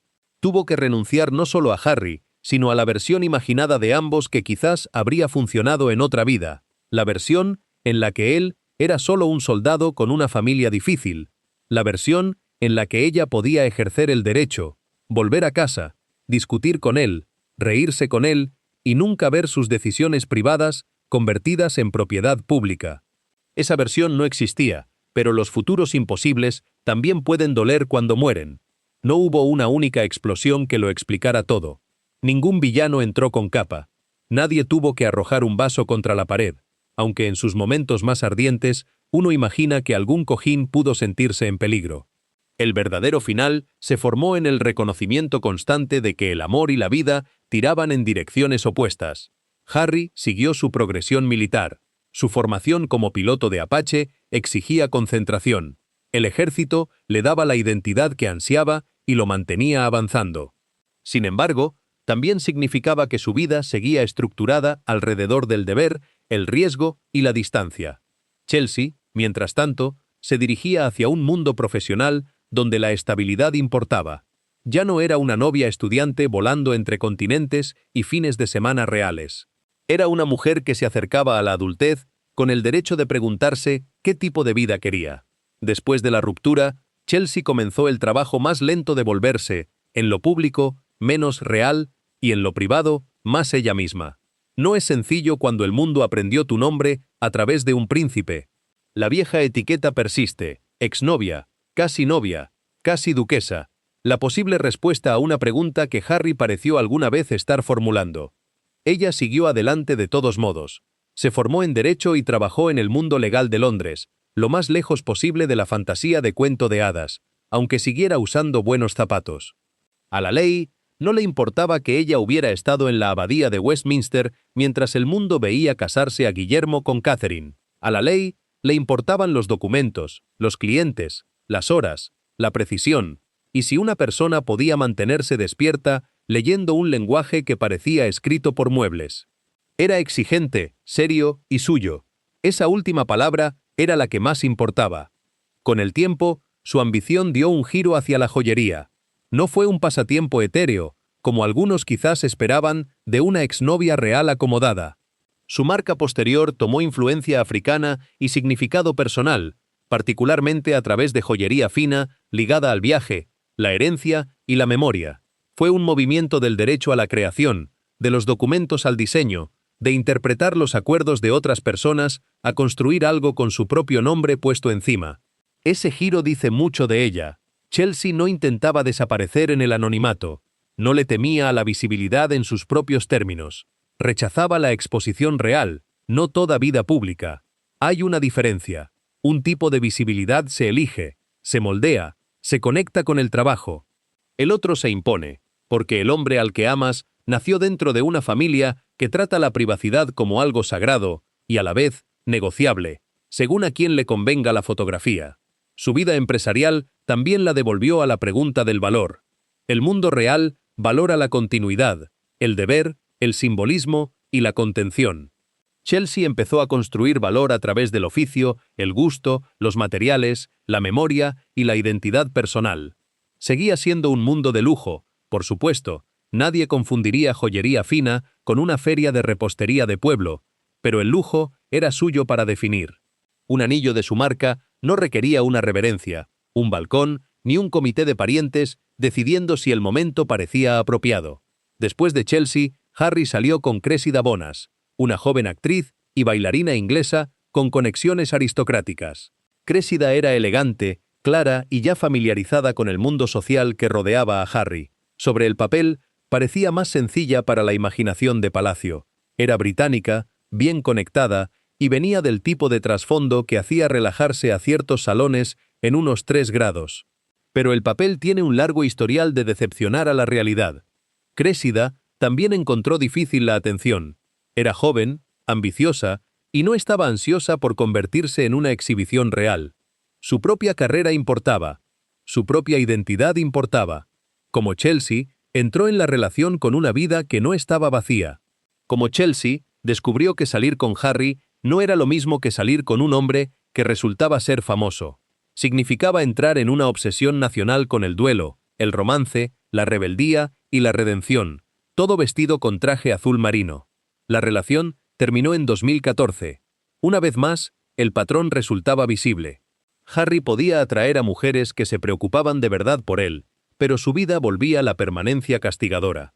Resultaba tentador para los observadores culpar a las mujeres, o al momento, o a la química, o al simple hecho de que las relaciones jóvenes suelen fracasar. Todo eso pudo haber jugado su parte, pero el patrón más profundo permanecía. La mujer que amaba a Harry tenía que preguntarse si podía sobrevivir a la vida que lo rodeaba. Más de una vez, la respuesta fue no. Chelsea no había sido frágil. Cressida no había sido tonta. Ambas vieron la misma montaña desde caminos distintos, y ambas decidieron no construir su casa allí. En agosto de 2012, mientras tanto, otro episodio recordó a todo el mundo lo peligrosa que seguía siendo la vida de Harry para cualquiera que se acercara demasiado. Fue fotografiado durante un viaje privado en Nevada tras una partida de billar sin ropa. Las imágenes se difundieron rápido. El escándalo fue vergonzoso, tonto, y muy propio del Harry que el público había aprendido a entender. Impulsivo, encantador, mal supervisado por su propio juicio, de alguna manera lo bastante mayor como para saber más, y lo bastante joven como para hacer que todos discutieran si merecía un respiro. El episodio, aunque no tuvo relación directa con Chelsea, confirmó desde la distancia la misma mezcla que ella había conocido de cerca: el Harry juguetón, el Harry descuidado, el Harry perseguido, el Harry público, el hombre que quería ser tratado como normal, mientras sus errores normales se convertían en historias globales antes de que la resaca hubiera terminado de formarse. Pero Harry no se quedaba quieto. Tenía una energía que exigía dirección, y cuando esa energía encontraba un propósito, podía ser extraordinaria. Su compromiso con los militares heridos creció hasta convertirse en algo mayor después de asistir a los Warrior Games en Estados Unidos. Vio competencia, recuperación, orgullo y hermandad entre veteranos lesionados. Y la idea prendió. En 2014, lanzó los Juegos Invictus en Londres, un evento deportivo internacional para personal militar herido, lesionado o enfermo, y para veteranos. Aquí estaba Harry en su mejor versión. Invictus le dio un papel que conectaba su vida militar, sus instintos emocionales y su plataforma pública. No era un deber real rígido, entregado como un paraguas heredado. Venía de algo que le importaba de verdad. Podía hablar con soldados con comprensión real. Podía usar su fama para dirigir la atención hacia personas que la merecían. Podía mostrar calidez sin parecer teatral, porque el sentimiento estaba enraizado en la experiencia. Los hombres y mujeres heridos a los que representaba no eran utilería, eran su comunidad. Chelsea siempre había visto esa capacidad en él, la habilidad de conectar, de importarle, de hacer que la gente se sintiera vista. Era una de las razones por las que la relación había durado tanto como duró. Harry no era solo problemas en una discoteca, no era solo furia contra la prensa. Tenía una beta generosa, una respuesta profunda al sufrimiento, y una necesidad de estar junto a los dañados, porque el daño formaba parte de su propio lenguaje. Invictus le dio a esa parte de él un hogar. Pero incluso el éxito no resolvía la herida privada. Si acaso, el valor público de Harry aumentó, y con él, el apetito a su alrededor. Cuanto más lo amaba el público como un miembro moderno de la realeza, más imposible se volvía para cualquiera cercano a él vivir con tranquilidad. Ya no era simplemente el repuesto con reputación de fiestero, era un príncipe soldado, un defensor de veteranos, un símbolo de resiliencia, y todavía el hijo de Diana. Se estaba volviendo cada vez más importante para la marca emocional de la monarquía, aunque nadie en un palacio lo diría tan claramente durante el té. En 2016, se supo que Harry salía con Meghan Markle, una actriz estadounidense conocida por la serie Suits. Meghan estaba divorciada, era birracial, hecha a sí misma, entrenada en medios y muy alejada del viejo molde palaciego. Había crecido en California, se había abierto camino a través de audiciones, construido una carrera, hablado en público sobre causas que le importaban y entendía la fama de una manera que la mayoría de las novias reales anteriores no conocía. A primera vista, Meghan parecía ofrecerle a Harry lo que Chelsea alguna vez le había ofrecido bajo otra forma, una puerta de salida del aire viciado. Era independiente, había vivido fuera de Gran Bretaña, no la deslumbraba el estatus heredado a la manera anticuada habitual, tenía una vida antes de él, conocía las cámaras, las entrevistas, la atención pública. Quizás, para Harry, Eso la volvía distinta.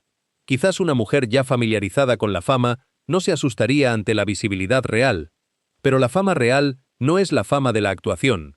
La fama de la actuación viene con alfombras rojas, guiones, entrevistas y, al menos a veces, la posibilidad de cerrar la puerta.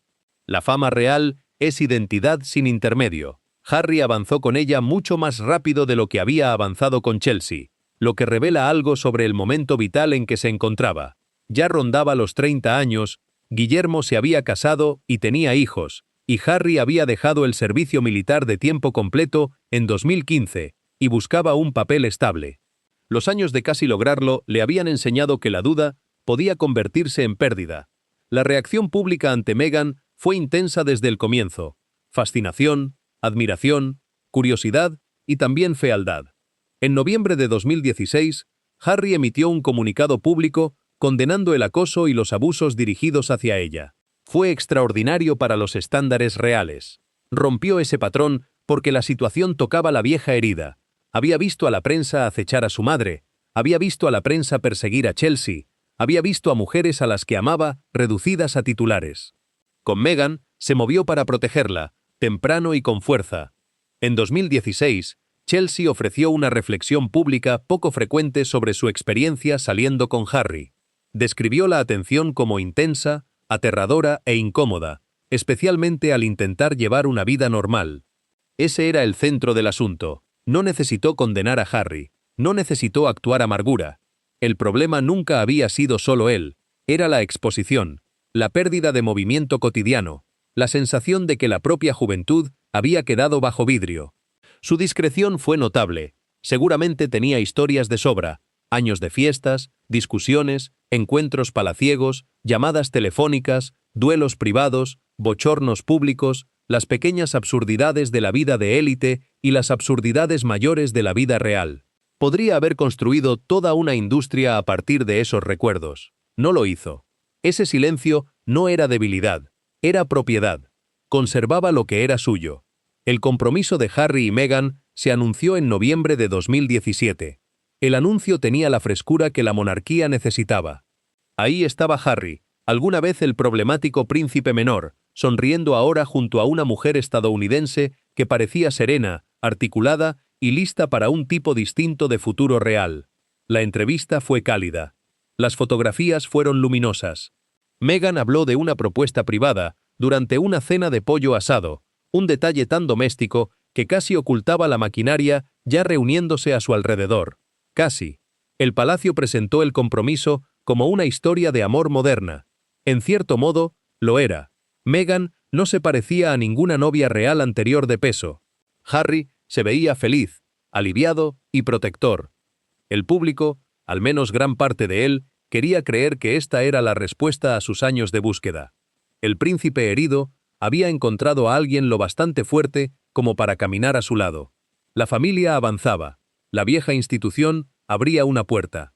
Chelsea sabía que las puertas podían abrirse hacia jaulas. A medida que se acercaba la boda, la atención se volvió no solo hacia Meghan, sino hacia el pasado de Harry.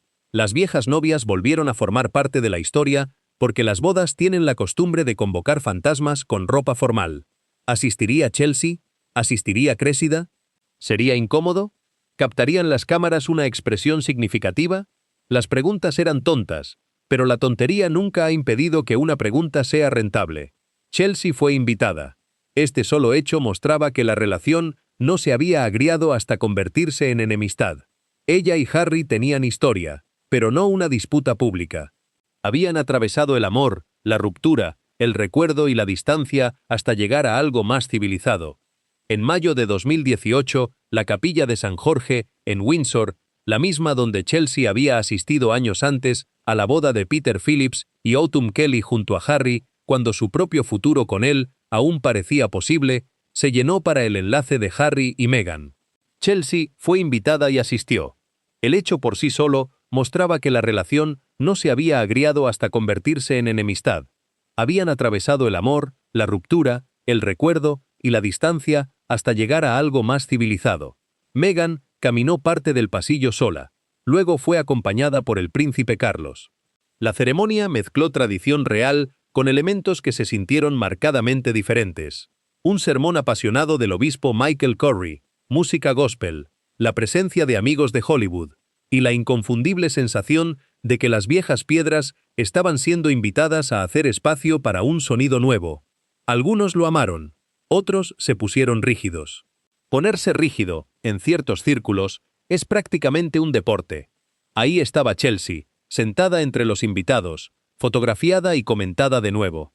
Una cámara captó su expresión en un momento dado, y el Internet hizo lo que el Internet hace cuando se le entrega un rostro humano. Inventó una vida interior completa a partir de medio segundo de metraje. ¿Estaba arrepentida? ¿Aliviada? ¿Triste? ¿Recordando? ¿Simplemente tratando de pasar un servicio largo mientras usaba ropa formal y era observada por desconocidos? La última posibilidad, aunque probable, no era ni de lejos lo bastante dramática. Pero sí existía un drama, solo que no en el lugar barato donde la gente quería encontrarlo. El verdadero drama no era si Chelsea deseaba ser la novia, era que alguna vez había estado lo bastante cerca de convertirse en la novia, y había rechazado el futuro que ahora se desplegaba ante Meghan. Había visto el camino y se había bajado de él. Al principio, la historia brilló. Harry parecía orgulloso, Meghan, enérgica. Pero bajo ese brillo estaban las presiones que Chelsea habría reconocido de inmediato. El apetito de la prensa, los códigos familiares, los cortesanos, la transformación repentina de cada decisión privada en significado público, la pregunta sobre quién controlaba el relato, la diferencia entre ser bienvenido y ser absorbido, la comprobación de que casarse con el hombre no significaba escapar de la institución. Significaba negociar con ella cada mañana. En octubre de 2019, durante un documental filmado en una gira por el sur de África, Meghan habló de lo difícil que resultaba sobrellevar el escrutinio, estando embarazada y recién casada. Harry habló también del costo de la prensa y de su temor a que la historia se repitiera. El escenario importaba. África siempre había sido el lugar donde Harry se sentía más cerca de la libertad, donde había amado a Chelsea en los primeros años, donde había imaginado otra versión de sí mismo. Ahora, en ese mismo paisaje emocional, decía con claridad que las viejas presiones volvían a cerrarse. Había algo casi circular en todo eso. África le había mostrado a Harry, alguna vez, lo que se sentía la libertad. Chelsea había pertenecido de manera natural a esa sensación. Ahora Meghan estaba con él allí, no como una escapatoria, sino como evidencia de que la escapatoria no había funcionado. El hombre que había querido una vida más allá de la jaula había llevado a su esposa al lugar que simbolizaba el cielo abierto, y aún así, la jaula lo seguía. En enero de 2020, Harry y Meghan anunciaron su intención de dar un paso atrás como miembros activos de la familia real. En marzo de 2020, su vida real de trabajo terminó formalmente. Para Chelsea, observando desde su propio mundo, el significado debió de ser inconfundible. La misma vida que ella había rechazado se había vuelto insoportable para la mujer que la había aceptado. Meghan había entrado en la capilla, pronunciado los votos, recibido el título, y aún así, la maquinaria había resultado excesiva. Chelsea no había imaginado el peligro, simplemente lo había creído antes que nadie. Esto no quiere decir que Chelsea y Meghan fueran iguales. No lo eran. Chelsea había crecido en Zimbabue, rodeada de riqueza, tierra y las libertades de una vida privada, vivida en parte al aire libre. Meghan venía de California, de la televisión, la ambición, el activismo y un tipo de confianza pública muy distinto. Chelsea había conocido a Harry cuando él todavía se estaba formando. Meghan se casó con él cuando ya estaba lleno de agravio, propósito y urgencia. Chelsea se apartó antes de los votos. Meghan se apartó después de ellos. Mujeres distintas, elecciones distintas. El mismo viejo problema de palacio. El amor entraba y la privacidad se iba por la puerta de atrás sin su abrigo. Harry y Meghan se instalaron finalmente en California. Buscaban distancia, sol, reinvención, una vida fuera del control directo del palacio. Pero dejar una institución no es lo mismo que dejar una historia. En 2021 dieron su entrevista a Oprah Winfrey. Hablaron de salud mental, tensión familiar, seguridad y la sensación de estar desprotegidos. Harry dijo que se había sentido atrapado. La palabra tuvo fuerza, porque explicaba buena parte de lo ocurrido antes. Chelsea había visto esa trampa mucho antes de que tuviera micrófono global. Lo había visto enfurecerse contra las cámaras, tensarse contra el deber, perseguir el peligro en uniforme y buscar la libertad en África. Había querido al hombre dentro de la trampa. También había entendido que el amor no quitaba los barrotes. En septiembre de 2022, murió la reina Isabel II en Balmoral, marcando el fin de una era. Carlos se convirtió en el rey Carlos III. Harry regresó para los ritos de duelo, caminando de nuevo detrás de un féretro, ahora como un hombre adulto, con la memoria de otro féretro tallada dentro de él. El lugar pesaba de historia. El niño que había caminado detrás de Diana era ahora el príncipe que había dejado la vida real, regresando para honrar a la abuela que la había representado. Chelsea había conocido a ese Harry anterior, el que aún no estaba completamente formado por las decisiones que un día lo dividirían de su familia. Lo había conocido cuando el duelo todavía se mezclaba con la juventud, cuando la rebeldía todavía podía confundirse con travesuras ordinarias, cuando la escapatoria todavía parecía posible a través de vuelos, fiestas, servicio militar y amor. Al observar los años posteriores, se podía ver cómo los mismos temas habían crecido, se habían vuelto más duros y más públicos. El chico que quería salir se había convertido en el hombre que se fue.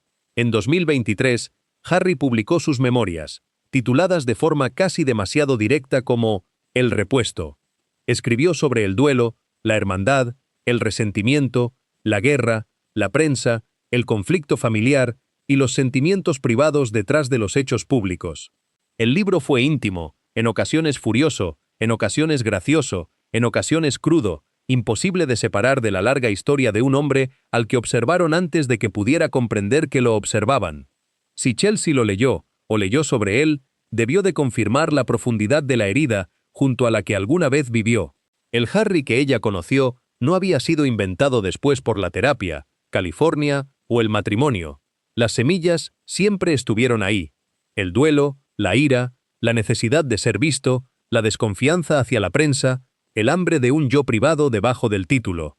Esto es lo que vuelve tan llamativa, en retrospectiva, la decisión de Chelsea. No se alejó porque no entendiera a Harry, se alejó porque lo entendía demasiado bien. Vio que era cariñoso, pero no libre. Vio que era valiente, pero no estable. Vio que podía ser tierno en privado y volcánico bajo presión. Vio que su guerra con la prensa no era una queja pasajera, sino un hecho central de su vida.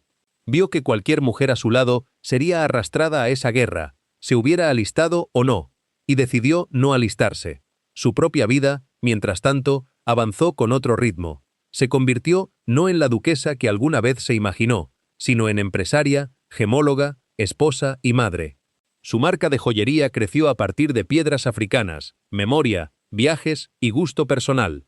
La construyó alrededor de una belleza que podía elegirse, usarse, conservarse y transmitirse sin un balcón adosado. Hay algo silenciosamente perfecto en eso. A Chelsea alguna vez se la midió como posible material real. En cambio, convirtió el material real en algo propio. En 2022 se casó con Sam Catmore Scott en una ceremonia privada, no un acto de Estado, no una transmisión nacional, no una fila de comentaristas explicando qué primos se sentaban detrás de qué antiguo primer ministro.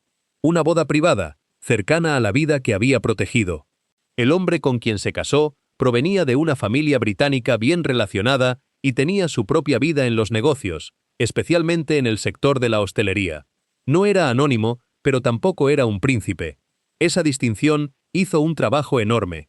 Con él, Chelsea construyó el tipo de mundo que un matrimonio real habría vuelto casi imposible. Se convirtió en madre de 3 hijos. La maternidad no la volvió más pequeña ni la transformó en un símbolo real. La volvió, probablemente, más ocupada, más cansada y menos disponible para tonterías, uno de los servicios públicos menos reconocidos de la maternidad. Equilibró la vida familiar con el trabajo, moviéndose entre lugares que le importaban, incluidos Londres, Mauricio y las influencias africanas que habían moldeado su imaginación desde la infancia. No hace falta fingir que su vida se volvió ordinaria en el sentido en que la mayoría de las vidas son ordinarias. Chelsea seguía teniendo dinero, contactos, viajes y oportunidades. No dejó a un príncipe para batallar por el importe del autobús bajo la lluvia. Pero lo ordinario no tiene que ver solo con el dinero, tiene que ver con la propiedad. Ella era dueña de sus mañanas de una manera en que no lo habría sido dentro de la familia real. Podía elegir cuánto compartir, Podía nombrar a sus hijos sin convocar un concurso nacional de adivinanzas. Podía quedarse callada sin que eso se convirtiera en un estado de ánimo constitucional. Podía ser vista, cuando lo deseara, como ella misma. Esa fue la victoria. Harry en California encontró un tipo distinto de libertad, más ruidosa y más cara. Construyó una vida pública a través de proyectos mediáticos, trabajo benéfico, Invictus, entrevistas, batallas legales y campañas contra la intrusión de la prensa. Se volvió a la vez más libre y más expuesto, lo cual quizás sea la contradicción central de su vida posterior. Para dejar la realeza, tuvo que hablar. Al hablar, se volvió más visible que nunca. El hombre que quería privacidad se convirtió en uno de los hombres más comentados del mundo.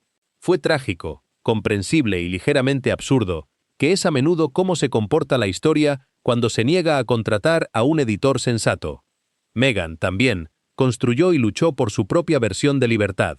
Había entrado en el mundo real creyendo, quizás, que ella y Harry podrían modernizar su papel. En cambio, terminaron fuera de él, todavía conectados por título, agravio, fascinación y sangre. Sus hijos crecieron lejos de los palacios que habían formado a Harry. Eso, en sí mismo, era una especie de respuesta. Harry no había podido hacer que la vida real fuera lo bastante segura para las mujeres anteriores a Meghan. Con Meghan, decidió dejar de pedirle a esa vida que se volviera segura. La abandonó. Chelsea se había ido primero, y con mucha más discreción. Por eso su historia importa. No es simplemente que una mujer saliera con un príncipe y decidiera no casarse con él. Muchas relaciones terminan.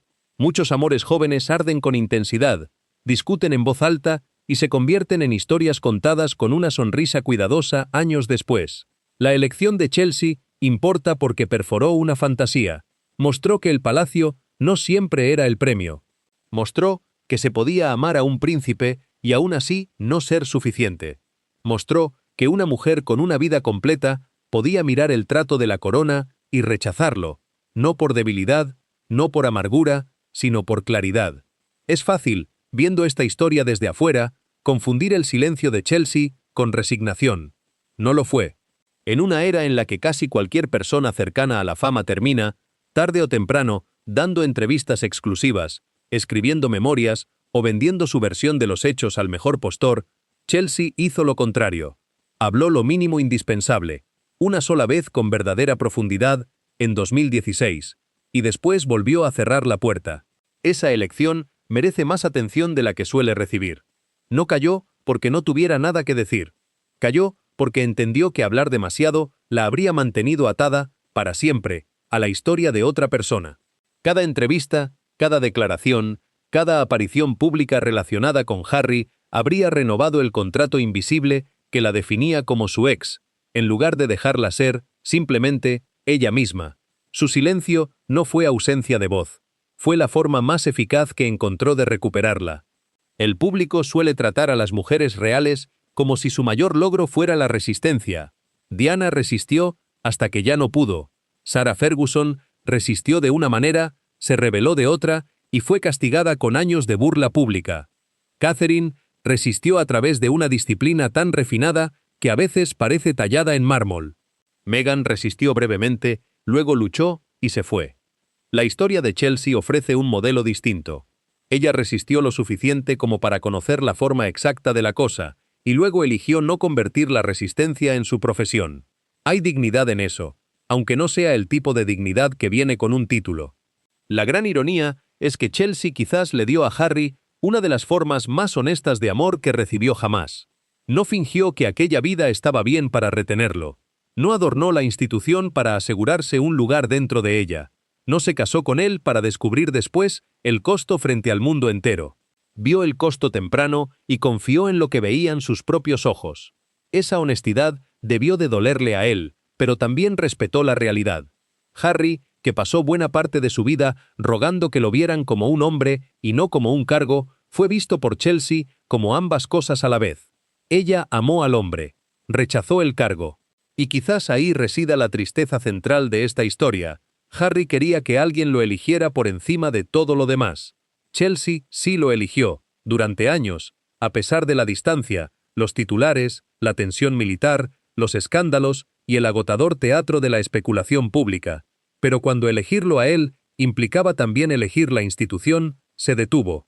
No porque hubiera fallado la prueba, sino porque la prueba era, sencillamente, irrazonable.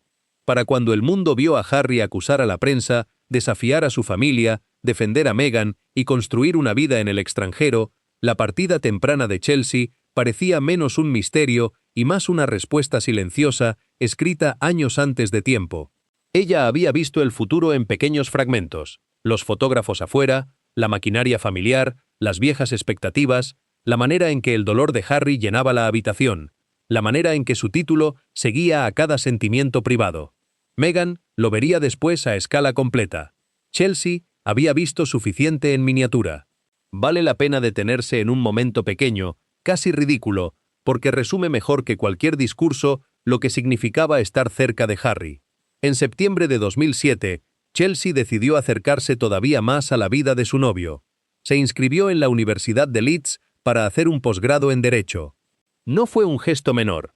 Dejar Ciudad del Cabo por Leeds significaba cambiar calidez, distancia y una vida ya establecida por una ciudad del norte de Inglaterra donde el clima parece personalmente ofendido con la existencia humana. Leeds tenía energía, estudiantes, vida nocturna y cierta franqueza que podía resultar refrescante. No era una ciudad pulida para la conveniencia real, pero acercaba a Chelsea a Harry. Ese movimiento importaba porque mostraba que ella no estaba simplemente flotando dentro de la relación. Estaba dispuesta a reorganizar su vida. Estaba dispuesta a acercarse. Estaba dispuesta a poner a prueba si el amor podía sobrevivir no solo a la distancia, sino a la proximidad. La proximidad reveló verdades nuevas.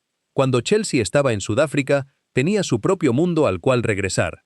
La prensa podía escribir sobre ella, pero no controlaba el aire a su alrededor de la misma manera. En Gran Bretaña, el escrutinio se volvió más físico. Los fotógrafos podían esperar afuera de aeropuertos, clubes, calles y lugares frecuentados por estudiantes. Los periódicos podían presentarla como si fuera una figura pública, aunque no ocupaba ningún cargo, no recibía dinero público y había cometido el terrible error constitucional de enamorarse de alguien famoso. Su llegada a Heathrow en 2007 se convirtió en una pequeña pero reveladora escena. Fotografiaron a Harry ayudándola con las maletas después de un vuelo desde Johannesburgo. Debería haber sido algo ordinario, un novio recibiendo a su novia en el aeropuerto. En la vida real, hasta el equipaje se vuelve evidencia. ¿Estaban tensos? ¿Llegó tarde él? ¿Se la veía molesta? ¿Era romance o problemas? Una maleta rodando por el piso de un aeropuerto se convirtió, de alguna manera, en un termómetro del estado de ánimo nacional. Ese era el problema de estar cerca de Harry. Los momentos ordinarios no podían seguir siendo ordinarios. Eran capturados, agrandados e interpretados hasta que ya no le pertenecían a la gente que realmente los había vivido. Lo curioso es que aquella fotografía del aeropuerto, tan pequeña, tan doméstica en apariencia, terminó circulando durante días. Un periódico la publicó junto a un análisis de su expresión facial, como si el cansancio de un vuelo de 11 horas desde Johannesburgo pudiera leerse como un jeroglífico del estado del romance. Otro la usó para ilustrar una nota sobre los altibajos de la pareja más comentada del momento, aunque nadie en la fotografía parecía estar teniendo un altibajo particular, solo dos jóvenes cargando maletas hacia un auto, exactamente lo que hace cualquier persona después de un vuelo largo. Un tercer medio, más atrevido, se permitió especular sobre si el gesto de Harry, al tomar la valija más pesada, revelaba instintos protectores, o, alternativamente, un intento de controlar la narrativa visual de la pareja. Es difícil imaginar un análisis más absurdo de un hombre cargando equipaje, y sin embargo ahí estaba, impreso, leído por millones de personas que después formarían una opinión sobre una relación ajena basándose en la disposición de dos maletas sobre un carrito metálico. Para los amigos cercanos de Chelsea, este tipo de cobertura resultaba, al principio, motivo de burla compartida. Le mandaban los recortes con comentarios irónicos, se reían juntas de la solemnidad ridícula con la que los tabloides trataban gestos completamente triviales. Había, en esa etapa, todavía suficiente distancia emocional como para que el absurdo pudiera resultar gracioso en lugar de agotador. Pero la risa tiene un límite de reservas, y cada nueva ronda de especulación gastaba un poco más de esas reservas. Lo que en 2005 podía parecer una anécdota divertida para contar en una cena, hacia 2007 y 2008 empezaba a sentirse como una vigilancia constante disfrazada de interés periodístico. La diferencia no estaba en la gravedad de cada incidente individual, que seguía siendo mínima, sino en la acumulación. Ninguna fotografía de aeropuerto, por sí sola, habría bastado para agotar a nadie. Cientos de ellas, repetidas durante años, sí podían hacerlo. Había además una ironía cruel en todo esto que Chelsea, inteligente como era, no podía dejar de notar. Cuanto más protestaba la pareja por la invasión de su privacidad, más se alimentaba la historia.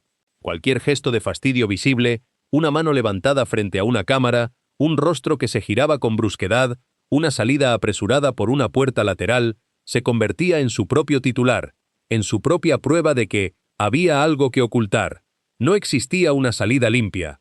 Ignorar a los fotógrafos alimentaba especulaciones sobre frialdad. Reaccionar contra ellos alimentaba especulaciones sobre tensión. La única opción que no generaba titular era la que nadie podía sostener indefinidamente: la invisibilidad total, algo que, para la novia de un príncipe británico en la era dorada de la prensa rosa, sencillamente no existía como posibilidad real. En Leeds, Chelsea intentó construir una vida de estudiante. Estudió Derecho, una materia exigente que requiere paciencia, disciplina y la capacidad de leer frases redactadas por personas a quienes, aparentemente, no les agradaban los lectores. No estaba simplemente esperando junto al teléfono. Salía, hacía amigos, asistía a clases, vivía en la ruidosa semilibertad de la adultez estudiantil. Pero lo hacía bajo una atención que la mayoría de los estudiantes encontraría absurda. Un estudiante típico se preocupa por los exámenes, el alquiler y si en la cocina compartida ha surgido una nueva forma de vida. Chelsea tenía esos mismos problemas, más la posibilidad de ser fotografiada mientras los resolvía. Ninguna mujer que se acercara a Harry podía evitar del todo la sombra de Diana, no porque él la mencionara constantemente, sino porque el país entero había decidido, mucho antes de que Harry pudiera opinar, que su madre seguía viva en la manera en que se leía cada gesto suyo. Su calidez se explicaba a través de ella. Su furia contra la prensa se explicaba a través de ella. Su rebeldía se explicaba a través de ella. Incluso la elección de novia podía plegarse en una narrativa sobre Diana, porque una vez que existe un mito nacional, le crecen brazos y alcanza todo lo que tiene cerca. Chelsea salía con un hombre que había perdido a su madre. También salía con el hijo de una mujer que nunca había dejado de pertenecerle a los desconocidos. Eso añadía una capa extra de peso a cada gesto cotidiano. Un abrazo en público no era solo un abrazo. Era comparado, sin que nadie lo pidiera, con la manera en que Diana abrazaba a sus hijos frente a las cámaras.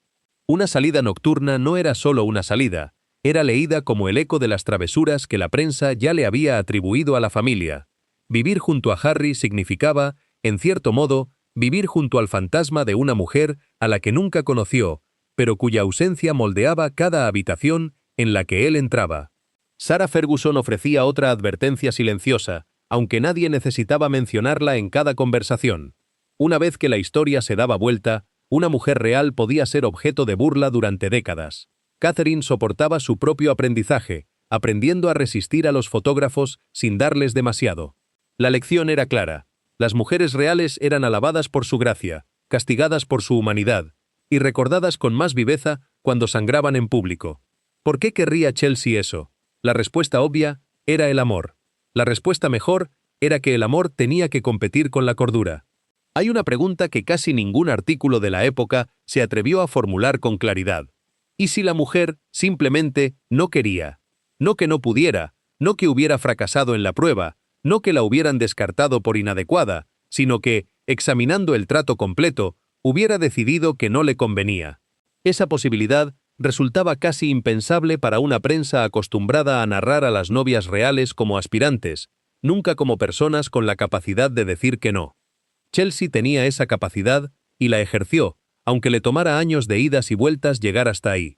No lo hizo con un comunicado de prensa ni con una entrevista reveladora. Lo hizo con el silencio, con la distancia gradual, con la construcción paciente de una vida alternativa que no dependía de ningún palacio para tener sentido. Ese tipo de decisión rara vez recibe el aplauso adecuado, porque decepciona al público. La gente había seguido a Harry y Chelsea a través de fiestas, rupturas, reconciliaciones, hitos militares y eventos reales. Una boda habría sido satisfactoria, habría atado los cabos sueltos, habría vendido las revistas, habría llenado los programas de televisión y habría permitido que todos dijeran que el príncipe salvaje había sido calmado por la chica llena de espíritu venida de África. Habría sido una narrativa hermosa, lo cual suele ser la señal de que la vida real está a punto de objetar. Chelsea objetó. Vio que Harry no podía darle un matrimonio privado. Vio que la prensa nunca la trataría como simplemente una esposa. Vio que el palacio, por cortés que fuera, exigiría una disciplina que ella no quería pasarse la vida ejerciendo. Vio que el propio Harry, cariñoso y herido, quería escapar de una jaula que no podía desbloquear. Casarse con él habría significado pararse a su lado dentro de esa jaula, quizás con mejores joyas, pero jaula al fin. Y porque tenía una vida fuera de ella, pudo elegirla. Algunas historias terminan en boda. Esta termina con una mujer que conservó su nombre, su privacidad y su horizonte. Se puede imaginar una fotografía, aunque no haga falta ninguna cámara para verla. Chelsea, lejos de cualquier balcón real, con sus hijos cerca, con trabajo pendiente, con una vida llena de exigencias elegidas y no impuestas. Harry, del otro lado del océano, todavía luchando contra viejos fantasmas, todavía queriendo con intensidad, todavía tratando de construir paz sobre los restos del deber. El palacio, de pie como siempre están los palacios, lleno de retratos, lacayos, salones pulidos y recuerdos familiares demasiado pesados para los muebles. Todos ellos conectados por una historia que empezó con la juventud y terminó en el reconocimiento. Hay algo más que vale la pena señalar antes de cerrar esta historia. Algo que rara vez se dice en voz alta cuando se habla de romances reales fallidos. La decisión de Chelsea no fue un rechazo hacia Harry como persona. Fue un rechazo hacia un sistema que ninguno de los dos había elegido, pero que solo uno de los dos estaba obligado a habitar de por vida. Harry nació dentro de la institución. No tuvo la opción de decir que no antes de empezar. Chelsea sí la tuvo. Y ejercerla no la convierte en una mujer fría ni calculadora, como algunos titulares de la época insinuaron. La convierte, simplemente, en alguien que entendió la diferencia entre amar a una persona y aceptar entrar, sin condiciones, en la vida entera que esa persona arrastra consigo. Esa distinción importa hoy más que nunca, en un mundo donde el público sigue fascinado por los romances de la realeza, sigue tratando cada nueva novia o novio como una audición, y sigue esperando que el amor sea suficiente para borrar cualquier costo. La historia de Chelsea Davy demuestra lo contrario. El amor puede ser real, profundo, doloroso al terminar, y aún así no ser suficiente si el precio que exige es la desaparición de una misma. Ella no desapareció. Construyó, en cambio, una vida completa, con nombre propio, con un negocio que lleva su sello, con hijos a los que puede criar sin que cada decisión se convierta en debate nacional, con un esposo que no necesita seguridad las 24 horas para caminar por la calle. Chelsea Davy no fue la chica que perdió al príncipe. Fue la mujer que entendió que el príncipe venía con una vida que no dejaría respirar a ninguno de los dos. Vio su encanto, sus heridas, su anhelo, su furia, su coraje y su cautiverio. Vio al verdadero Harry, no la versión de cuento de hadas vendida en destellos y titulares. Y entonces hizo lo que casi nadie espera dentro de una historia de amor real. Eligió el cielo abierto. Porque al final, esa es la verdadera moraleja de toda esta historia, la que rara vez se cuenta en los especiales de televisión ni en las portadas de las revistas. El cuento de hadas real siempre viene con una letra pequeña que nadie lee hasta que ya está dentro. Promete un vestido perfecto, un balcón, un beso frente a millones de personas, y a cambio pide, en silencio, casi todo lo demás. El derecho a un día aburrido, el derecho a equivocarse sin que el error se convierta en debate nacional, el derecho a que un amor sea solo de dos personas y no de un país entero mirando por encima del hombro. Chelsea Davy leyó esa letra pequeña antes de firmar nada, y por eso, mientras el mundo seguía preguntándose qué había sido de la chica que estuvo a punto de ser princesa, ella ya estaba en otra parte, construyendo una vida que nadie más tenía que aprobar.